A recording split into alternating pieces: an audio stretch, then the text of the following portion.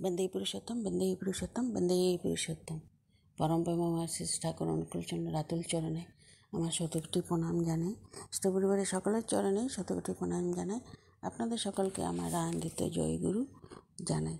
তো আমি এখানে পরম পূজ্যপাদ আচার্যদেব আলোচনা পত্রিকায় এপ্রিল 2024 তিনি অমৃতবাণী মুখশ্রিত, সেটাই আপনাদের আমি শোনাচ্ছি। পরে সুন্দরভাবে ঠাকুরের কাজ করার চেষ্টা করবে। বিভিন্ন লোক বিভিন্নভাবে বলবে, তাতে বিব্রত হবে না। আমার মনে আছে বেলদায় একবার বৃষ্টি ভরা দিনে 900-র মতো দীক্ষা হয়েছিল। তোমরা সব সময় মনে ভাববে ওখানকার মানুষের কাজ করার একটা আলাদা উৎস আছে।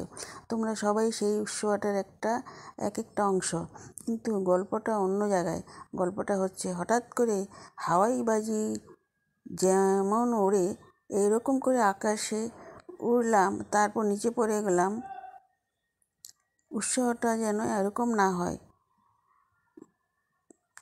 না হয়ে দাঁড়ায়। আমরা কি নির্বাপিত হয়ে যাব? না, যেরকম করে প্রদীপ টিম করে জ্বলে থেকে সমস্ত রাত জুড়ে থাকাটা অন্ধকারকে সে দূর করে দেয়, তেমনি হয়ে উঠব। হাওয়াইয়ের আলো বেশি, কিন্তু সারা রাত জ্বলবার মতো দাহ্য বস্তু তার নেই। মুহূর্তে উঠবে, মুহূর্তে নিভে যাবে।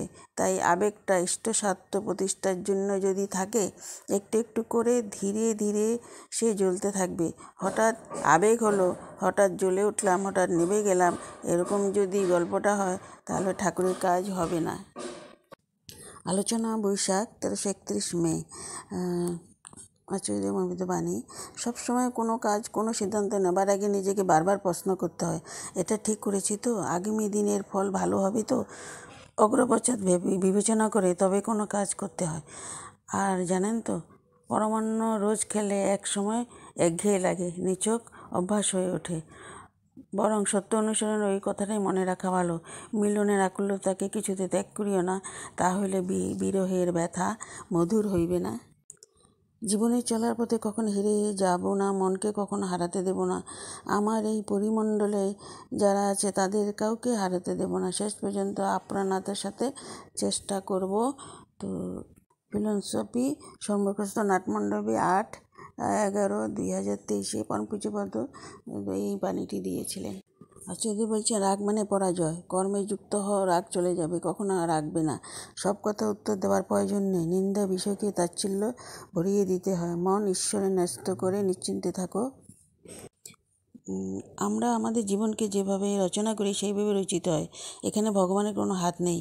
ভগবান নিজেই তেমন স্বাধীন, তেমনি মানুষকে তিনি পূর্ণ স্বাধীনতা দিয়ে পাঠিয়েছেন। তাই আমি ভুল পথে চললে, অনিয়ন্ত্রিত পথে চলে বিপদ ডেকে এনে বলবো ঠাকুর বাঁচাও, তা হয় না। আমরা বৃষ্টিকেও চাই, কিন্তু কাদাকে চাই না, তা তো হয় না।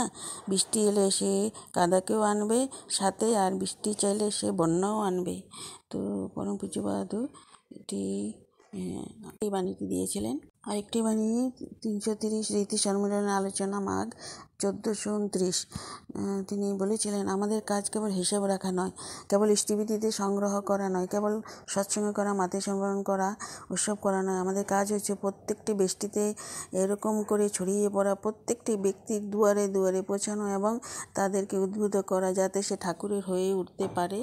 তো বলছিলেন যে তোমায় সুন্দর করে সাজিয়ে পূজা করবো, এটা যক্ষ প্রবৃত্তি। তোমার গায়ে কেউ আঁচড়টুকু লাগাতে চাইলে তাকে সাবার করে দেবো, এটা রাক্ষস প্রবৃত্তি। কিন্তু দেব প্রবৃত্তি হলো, আমি তোমার মতন হব। নিজের যোগ্যতায় নিজেকে বহন করো, কারোর দিকে তাকাবে না, ঠাকুরের দিকে তাকিয়ে কাজ করে যাও। জয় গুরু সবাইকে। সবাই ভালো থাকেন। আরও চেষ্টা করব আচার্যদেবের অমৃতবাণীগুলো আপনাদের মাঝে আনতে। জয় গুরু।